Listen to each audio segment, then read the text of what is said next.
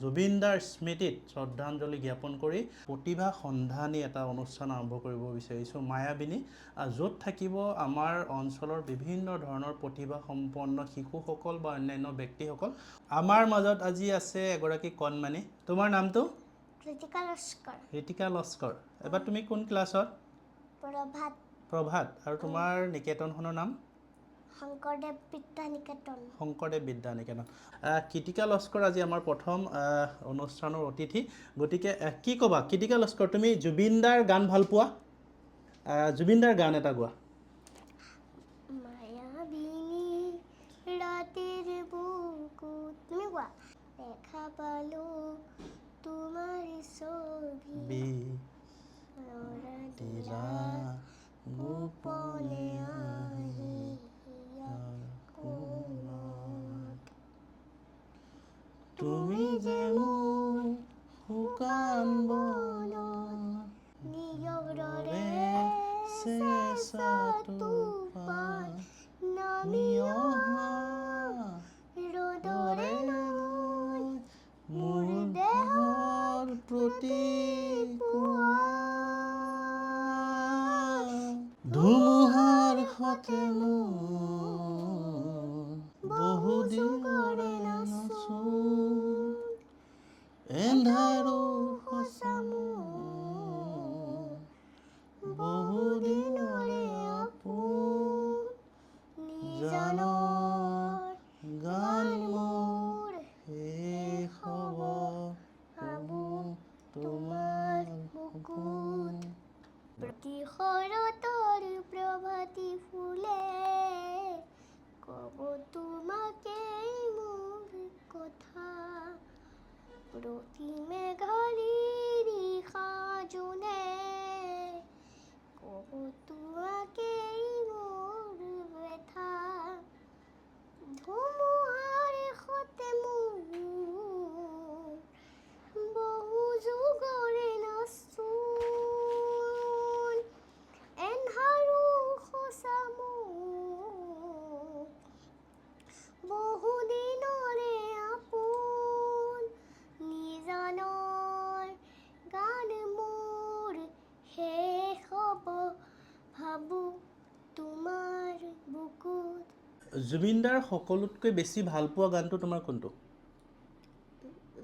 বাটৰে শেহতে। ঠিক আছে, কোৱা। ঠিক আছে, আমি গাওঁ। আমি গাওঁ। আৰু তুমি শুনি থাকিবা আৰু গাবা। মই শুনিম।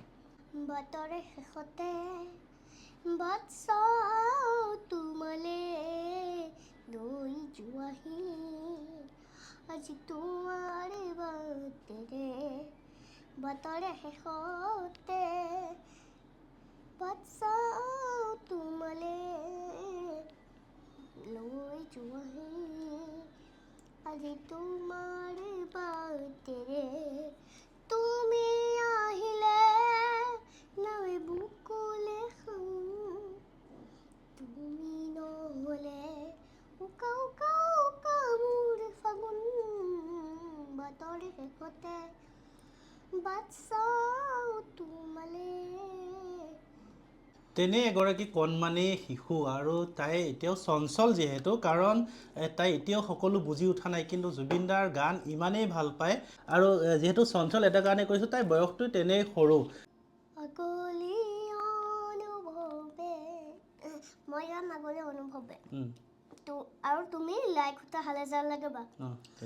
আগলি অনুভৱে দিলাকৈ মোক সজালে, আগলি অনুভৱে নীলাকৈ মোক সজালে, কোচতে মোৰ বকুলে গাতে গালৈ বহিলে, সাগৰীৰ বাহিতীত আঙুলি তুমি থলে, ঘাঁহে বৰণীয়া লাজুকী পাৰে, লাজে লৈ লাহেকৈ লৰে কিনো চৰে, আগলি অনুভৱে নীলাকৈ মোক সজালে।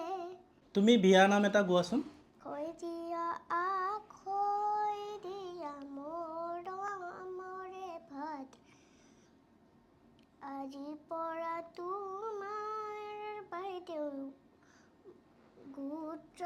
ছিঙি যায় তাৰপিছত আই নাম তুমি আইনাম এটা গাবা আইনামো গাবা আইনাম তুমি কোনটো আইনাম গাবা আইনামো জানা নহয় আই আহে চহৰপুৰি আই আহে চৰপুৰি ঠিক আছে আমি আই আহে চৰপুৰিটো শুনি আই আহে চহৰ ফুৰিয়ে পদূলিলৈ চাই মহামায়া আহে সোণৰ বাংশী বাই তুমি আইনাম ক'লা তাৰপিছত তুমি বিয়া নাম এটা গালা তাৰপিছত তুমি হৰিনাম কি গাবা বৰদোৱা বট্ট বৃক্ষ এনেকৈ তুমি এটা গান মই গাই থকা মাজতে ফেচবুকত চাইছিলোঁ বৰদোৱা বট্ট বৃক্ষ বুলি তুমি গাব নালাগে মইহে গাম ঠিক আছে তুমি তুমি গাইলে গাবা ঠিক আছে তুমি বৰদোৱা দুজনী গীত গাম নহয় জুবিন গাৰ্গৰ ঠিক আছে আমি দুইজনে জুবিন গাৰ্গৰ গীত গাম বৰদোৱা বট্ট বৃক্ষত চৰাইৰে বিৰণী য'তে যাম ত'তে পাওঁ শংকৰ মাধৱৰ লিখনি আমি গাম এতিয়া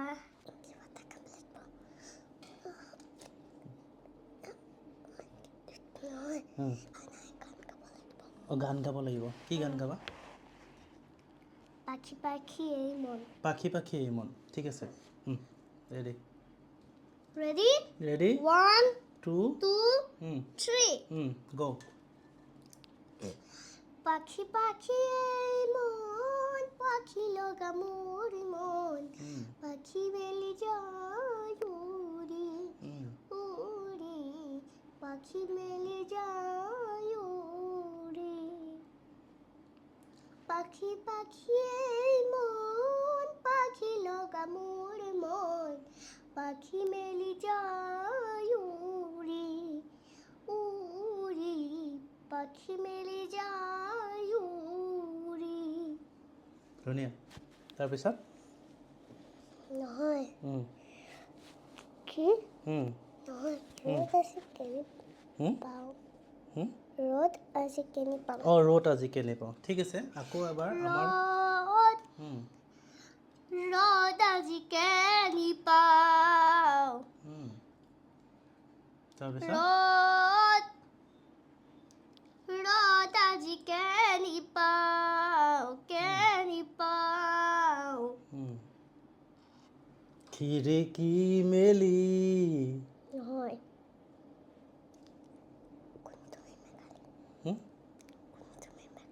ঠিক আছে আকৌ এটা গান গাম আমি কোন